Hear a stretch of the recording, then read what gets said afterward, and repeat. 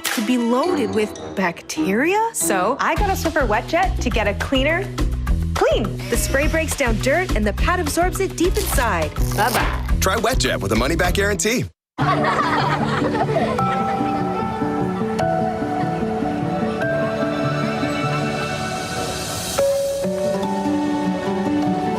Caleb, what's yours? I'm Grace. Did you just move here? Yeah. Cool. I'ma be under the mistletoe. Ollie, we've got your front row seat to Justin. Happening now. Health experts said it was inevitable, and today the first case of the COVID-19 Omicron variant found in the United States. Coming up, where it was found and the steps the White House is taking to make sure they stop the spread. A man's livelihood ripped away from him after someone stole his truck from downtown. Inside that truck, mariachi equipment. We'll hear from the victim, and we'll take a look at the suspect caught on surveillance footage with his property. Humidity is slowly returning to our area. We'll talk about what that means for our morning temperatures and even a glimpse at our next cold front. See you in a bit. News at 5 starts right now. First at 5, new video may help police solve a man's murder. Christopher Olivato was killed 2 months ago at a home in the 300 block of Kirk Place. Investigators say he was stabbed to death on September 25th. Today, San Antonio police releasing the video that you just saw. It is a man seen outside of Olivato's home on September 14th, several days before he was found dead. Now, SAPD says that this man is a person of interest and they want to talk to him. SAPD previously released nighttime video of a man leaving Olivares' house the night that he died. But it's unclear if that person who is considered a person of interest is the same man you see in the daytime video. If you recognize him or know anything about him, call detectives. Their number 210-207-7635. In other news, as the world waits to learn more about the Omicron variant, health officials are seeing our first reported case in California. Yeah, this news comes as the Biden administration now considering new measures to keep Americans safe. ABC's Morgan Norwood has the latest from Los Angeles. The new Omicron variant detected in at least 24 countries, according to the World Health Organization, now in the U.S. The CDC reporting its first confirmed case in California and a vaccinated traveler who recently returned from South Africa.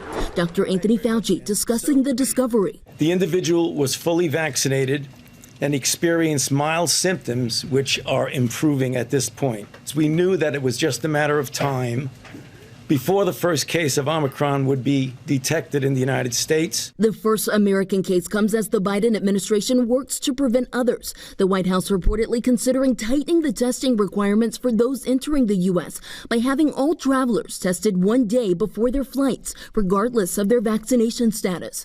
The CDC, meanwhile, ramping up COVID testing at major U.S. airports in New York, Atlanta, Newark, and San Francisco, offering optional free PCR tests to travelers coming from South Africa and India. And scientists in labs now aggressively scouring through positive COVID samples, looking for those many mutations specific to the Omicron strain.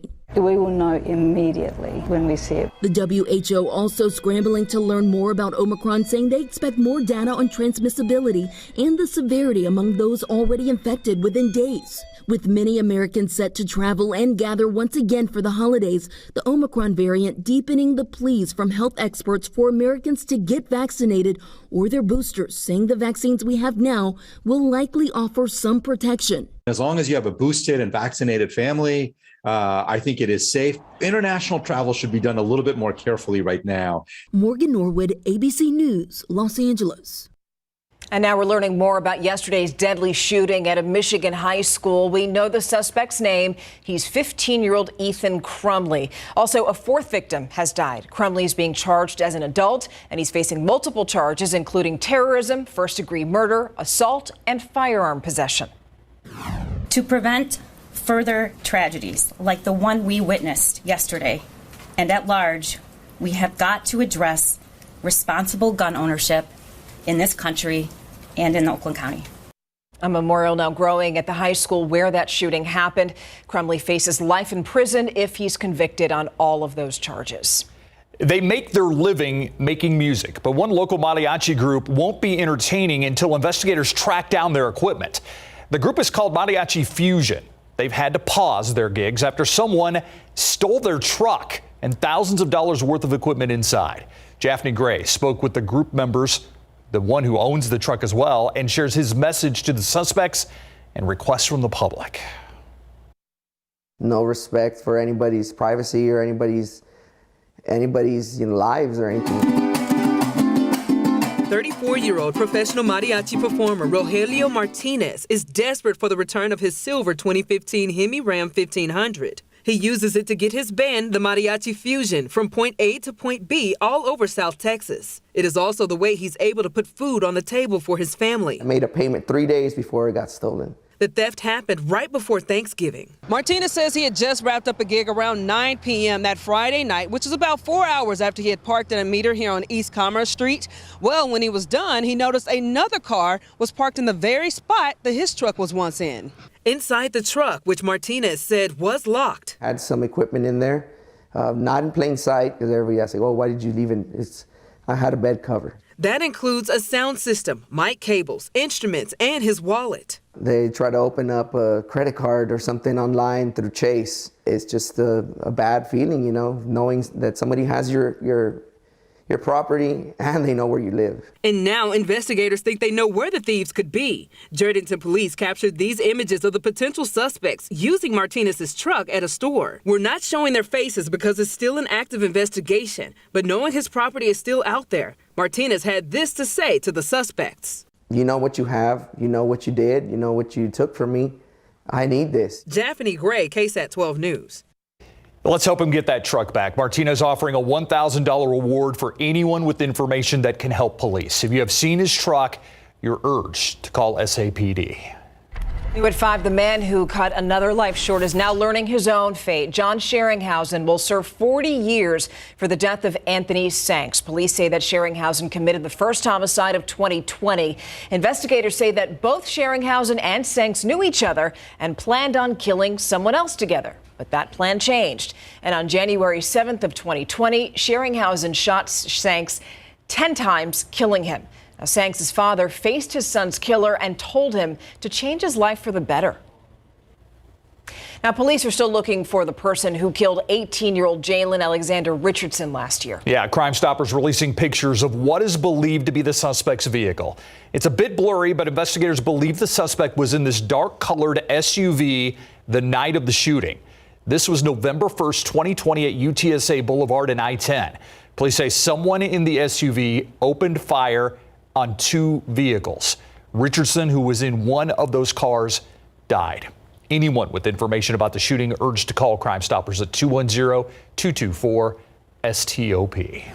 Now, San Antonio police also looking for the man who shot another man in a bar parking lot overnight. Happened around 2 this morning in the parking lot at the Dive Restaurant and Bar on Babcock Road near Prue Road. Investigators aren't sure at this point what led up to the man being shot in his hand. They say that man was taken to the hospital, but didn't say who shot him or why. The victim is expected to be okay. A driver facing charges after he severely injured his passenger in a high-speed crash. He may have been drinking. Now, it happened in the 2900 block of Shane Road, not far from Loop 410 on the south side. According to SAPD, the driver of the pickup truck speeding on South Via Main Road, he lost control on a curve, hit a tree. Both he and the passenger were pinned inside the vehicle. The passenger facing life-threatening injuries and at last check underwent surgery, remains in critical condition. The driver charged with intoxication assault. It's widely seen as the most important abortion rights case to reach the Supreme Court in decades. The 9 justices heard arguments around a Mississippi abortion law that bans the procedure after 15 weeks and appeared to lean toward upholding the law while leaving uncertainty about the landmark precedent, Roe versus Wade. Karen Kafa has the details now from Washington. A case around a Mississippi law that bans most abortions after 15 weeks, giving the conservative majority Supreme Court a chance to revisit and perhaps repeal the constitutional right to an abortion established by the 1973 decision in Roe versus Wade and reaffirmed in 1992 in Planned Parenthood versus Casey. Mississippi Solicitor General Scott Stewart making his argument clear. This court should overrule Roe and Casey and uphold the state's law. A federal appeals court blocked the Mississippi law on grounds it violates Roe's precedent, legalizing abortion nationwide prior to viability around 23 to 24 weeks. Justice Sonia Sotomayor challenging Stewart on why the court would revoke that right now.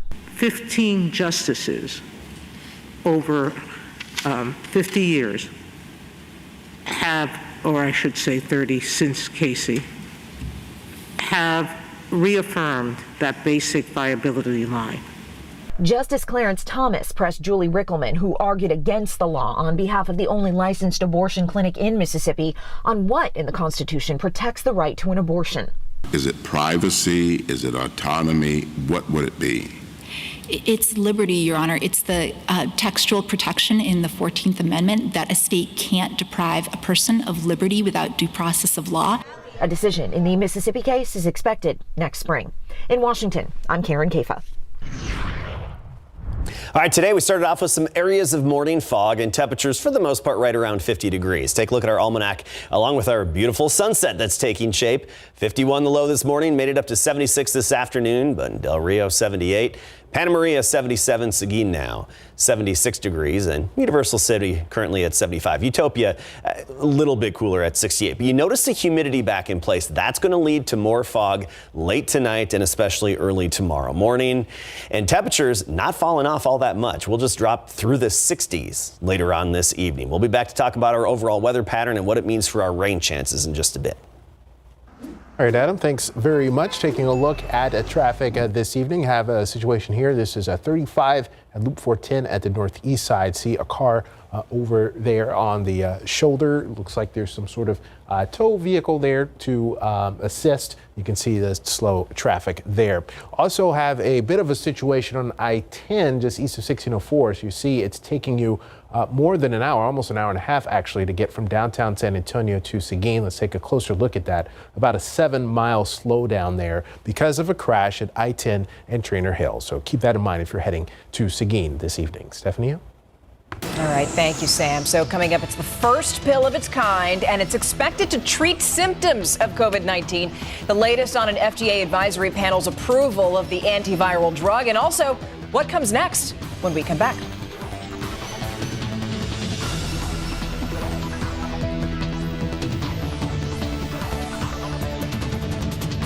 This SA Salute holiday greeting is brought to you by Pam Hospitals.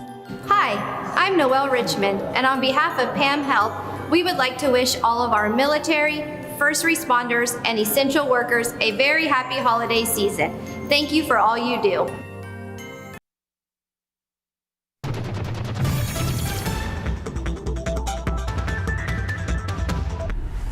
And coming up tonight at 6, a change that could impact your wallet. CPS Energy pushing to increase its rates. How much it could cost, how soon they could be back for another hike. That story at 6. Plus. You feel like you can't do anything and you feel like you're just a burden on people. It is a life-changing procedure, and for 2 San Antonians, it's being done at no cost at all. The mission behind their hip replacements and the organization that's behind it.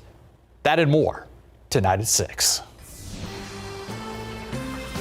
Now, as the fight against COVID-19 continues, the FDA taking a major step forward. Its advisors voting to recommend emergency use authorization of Merck's antiviral pill, said to lower the risk of severe disease for people who already have COVID. But there are some concerns. I voted yes. 13-10. That was the vote from FDA advisors. The majority recommending emergency use authorization for the first antiviral pill to help treat COVID-19. Is a powerful weapon. It's pills that you take for 5 days that dramatically reduces the risk of hospitalization. Merck says molnupiravir can reduce the risk of severe disease or death by about 30%.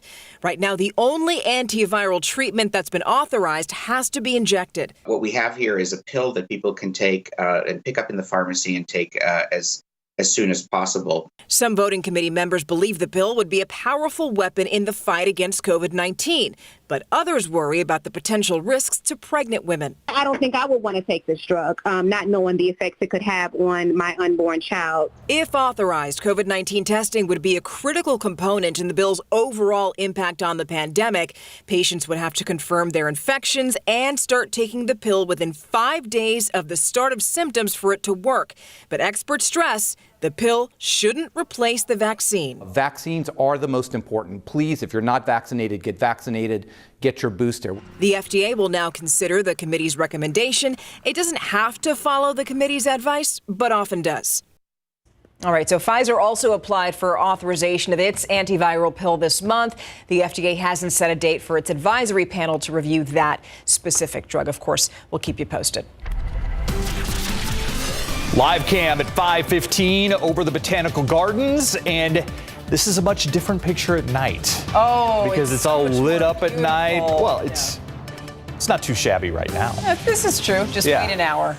73 degrees right now. Adam Caskey is going to walk us through the rest of the week.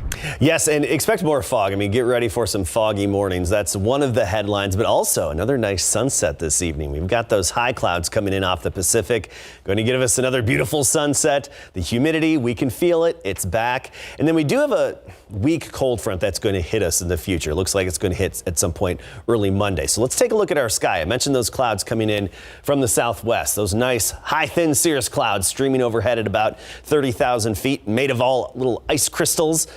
They really give us a good display at sunset. So anticipate that. Sunset 5:35 p.m. So I think getting outside about 10 minutes later, about 5:45, and look off to the west, you'll start to see some decent color from at least some parts of our area. Here's a look at the visible satellite. Of course, the white indicating the clouds throughout the afternoon today. And we just have this periodic stream of high thin clouds coming in from Mexico, but really originating over the Pacific, and even some thunderstorms over the higher terrain of Mexico. You get the terrain-induced thunderstorms. Now, this upper disturbance, it's still swirling far to our west over the northern Baja Peninsula, and it's thrown some energy over parts of Mexico where they've got those thunderstorms flaring up, but along the higher terrain. We'll get a little bit of rain-making energy from that in the days ahead, but not everything's really there to put together some good soaking showers. So let's get to it. Tomorrow morning, here's our futurecast. Low clouds in place and areas of fog. Heavy dew outside as well. You notice that if you park outdoors or you walk through the grass to the bus stop in the morning. It's going to be the same again tomorrow in some areas of reduced visibility. Then by the afternoon, we have some sunshine, more of those high clouds. We get into Friday, and that's when we'll get a little hit of that rain-making energy. And it wouldn't surprise me if very early Friday morning, we had a few brief thunderstorms closer to the Rio Grande, and then just some isolated showers elsewhere around the morning commute on Friday. So that's really our next rain chance. Nothing significant. We're giving it a 30% chance. That's it. So 30% on Friday, another 20% very early on Monday with that cold front. Let's talk about dew points. Humidity's back. You notice a bit of stickiness in the air. It's not oppressive. It's not that bad, but it's out there, and it's a big change from the dew points in the 30s and 40s that we had just a few days ago. And that humidity, especially this time of year, with the longer nights that we have, it helps to develop some of that fog. So here's our futurecast here for visibility. And notice as we go through the night tonight, the fog developing along the coastal plain and then pushing into Bexar County, San Antonio, surrounding communities. And it wouldn't shock me if, again, tomorrow morning, we had some areas of thick and heavy fog to start the day for the morning commute. And then, of course, the sun burns it off and we have that afternoon sunshine. So another foggy start to the day tomorrow, and it's going to be a common trend. Right now, temperatures mostly low to mid 70s, 72 Bulverde and Kerrville and Canyon Lake, but up to 79 in Stinson, Pleasanton 75, and Cotulla back in the 80s today, 83 degrees, Del Rio not far behind at 80. And as we go through the evening, we'll see those temperatures gradually fall through the 60s. Start the day tomorrow right near 60 degrees. And in the hill country, it's probably going to be about 5 to 10 degrees cooler. So keep that in mind. And then we get into the afternoon tomorrow, well into the 70s again. We'll shake free of that morning fog and have a decent afternoon with a good amount of sunshine, just those high clouds moving overhead. And I mentioned the morning fog and low clouds. It's going to be a trend here for the rest of the week and all the way through the weekend. Temperatures Not changing a whole lot. Mornings in the low 60s, afternoons well into the 70s. Late Sunday night, early Monday morning, weak cold front. We'll just reset our temperatures briefly into the 60s for highs by Monday and drop the humidity. That's a consistent forecast right there.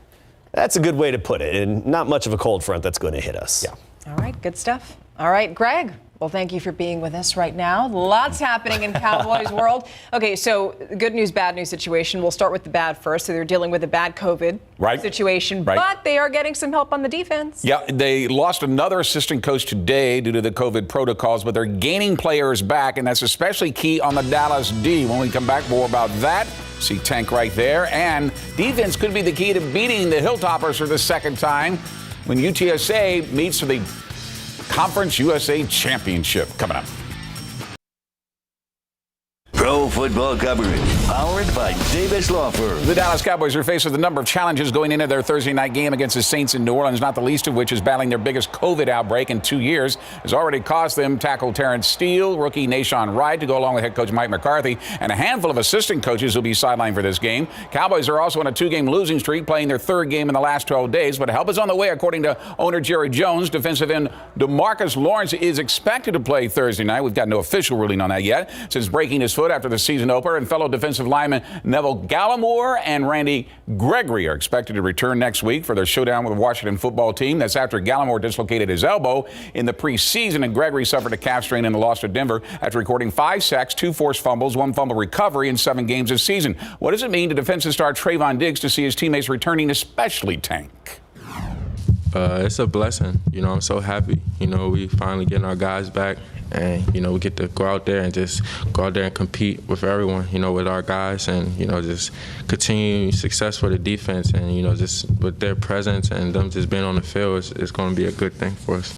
All right, Diggs has already had only just 1 interception in the last 5 games after teams decided to stop throwing in his direction after picking off 7 in the first 6 games of the season. Cowboys defensive tackle Tristan Hill has had his 2-game suspension reduced to just 1 game now. That's following a ruling by the NFL and NFL Players Association appeals officer. Hill was originally suspended for punching the Raiders offensive lineman John Simpson following the Cowboys' 36-33 overtime loss on Thanksgiving Day. The ruling means Hill is only out for tomorrow's game against the Saints. After giving up 46 points to Western Kentucky in their first meeting this year, the UTSA Roadrunners know that their defense is going to have to be much better this time when they face the Hilltoppers in the Conference USA Championship game. Even though it was the defense that saved the day in Week 6 victory when Clarence Hicks made an interception at the 3-yard line in the last minute of the game. Does it benefit the Roadrunners having already played this team before? Yes, it definitely benefits you because you've seen it already. So you kind of know tendencies, you kind of know the personnel, you kind of familiar with, you know, what different guys can do. So you're definitely familiar with it, and it definitely gives you a boost, and it definitely helps you a bit. But you still got to go out there and you got to do a better job than you did before. We'll see as it all unfolds on Friday at 6 o'clock in the Dome. We'll be there live at 5. All right. Thank you, Greg. We'll be right back after this. Have a crash at Loop 410 in Ingram westbound, so that's causing some delays there on the northwest side. But the crash we're telling you about on the northeast side of Loop 410 and I-35, Adam, has cleared. Sam, morning fog to start the day tomorrow, so that could impact your commute again. And that's going to be the trend all the way through the weekend. Mornings in the low 60s, afternoons in the 70s until a brief and weak cold front hits us Monday morning. All right, Adam, thank you. And thank you so much for watching the news at 5. World News up next. We'll see you back here at 6.